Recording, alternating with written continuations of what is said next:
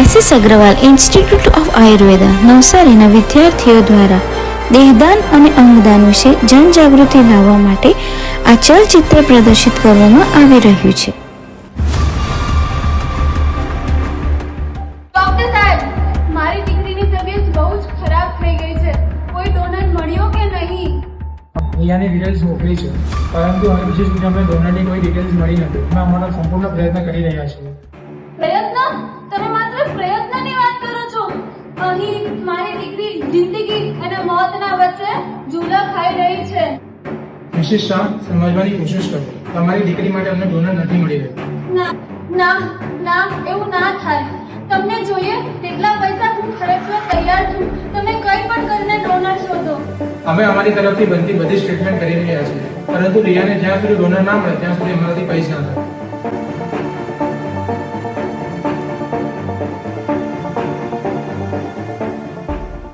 Mrs Shah, તમે બને જલ્દી ડોનરની તૈયારી કરો. અહીંયા પાસે ઘણો ઓછો ટાઈમ છે. મારી દીકરીને બચાવી લો.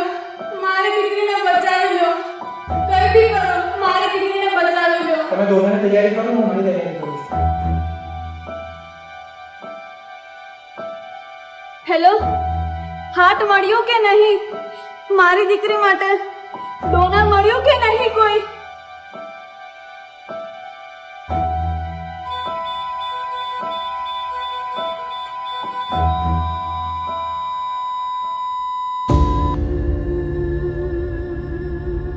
મિસિસ શાહ, માફ કરજો, મેં રિયાને બચાવ્યું નથી. ના, એવું ના કહો. અને છેલ્લી રિયા અમને ઓરિજિનલ ના મળ્યું. મારી દીકરીને બચાવી લો. આપણી વચ્ચે હવે રિયા છે જ નહીં. બચાવી લો મારી દીકરીને. અમે અમારી બેસ્ટ ટ્રીટમેન્ટ આપી છે. મારી એકની એક દીકરી છે, બચાવી લો. અમારી વચ્ચે છે જ નહીં, પણ હવે પછી બીજી ડોનર લઈ આવો, બચાવી તો મને મળ્યો જ નથી. અમને ટ્રાન્સપ્લાન્ટ માટે રસ્તે જ નથી મળતો. લો. એવું ના કહો.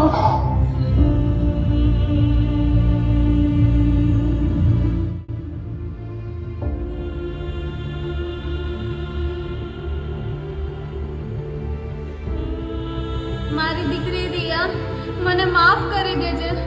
મારા ઘણા બધા પ્રયત્ન કરવા છતાં બી હું તને બચાવી ના શકી. માફ કરી દેજે મારી બેટી, માફ કરી દેજે. આજે મને બહુ દુઃખ છે કે તું મારા હોવા છતાં બી મારી પાસે નથી.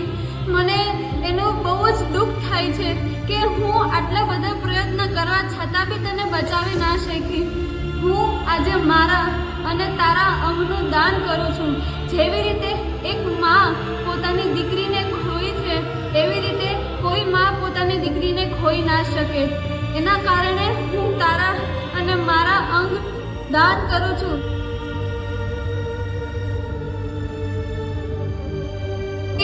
જરૂરિયાતમંદ લોકોને એક નવું જીવન દાન મળે. મારી દીકરી.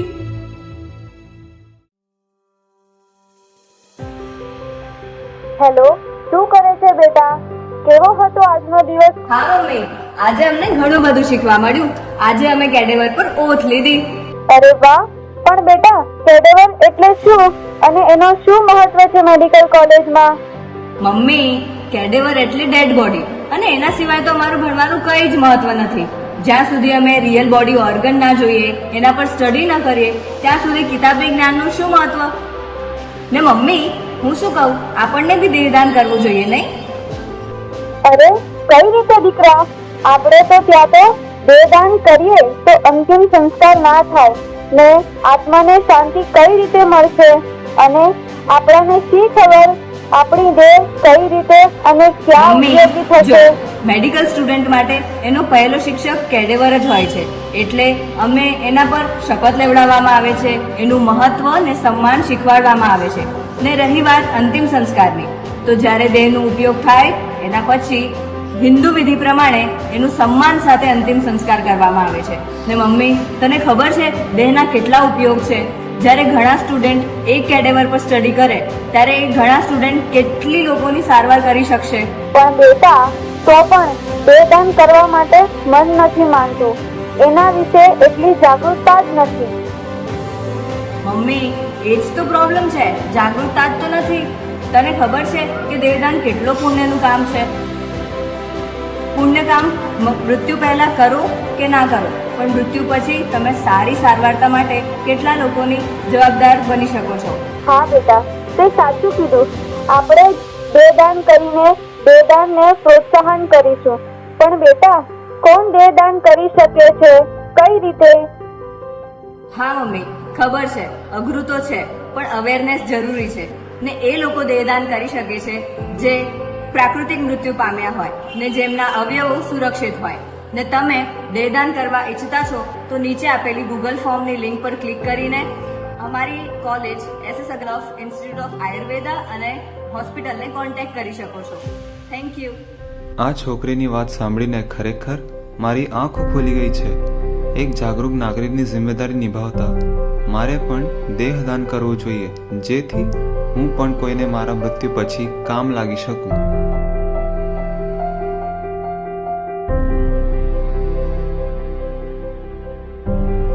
Thank you doctor. મેડમ, દેહદાનનું ફોર્મ ક્યાં ભરે છે? દાદા પેલી તરફ.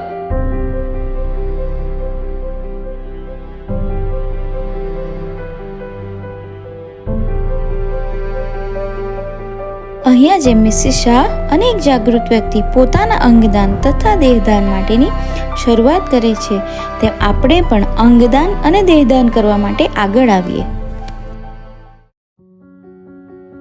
મિસિસ શાહ? હા, તમે મિસિસ શાહ? હા, તમે મને ઓળખ્યા? નહીં, હું એક ખુશનસીબ છું. જે દીકરીની આંખો તમે ડોનેટ કરેલી ને, એ આંખો અત્યારે મારી પાસે છે અને એ આંખોને લીધે હું આ દુનિયા જોઈ શકું છું. હું તમારો આભાર કઈ રીતે વ્યક્ત કરું? હું જીવનભર તમારો આ ઉપકાર નહીં ભૂલી શકું.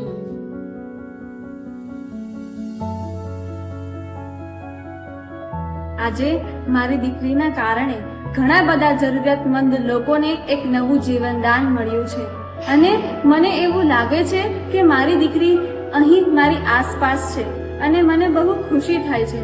બહુ ગર્વની વાત છે કે મારી દીકરીના કારણે આજે ઘણા બધા લોકોને એક નવું જીવનદાન મળ્યું છે. મેં અને મારી દીકરીએ તો અંગદાન કર્યું, હવે તમારો વારો.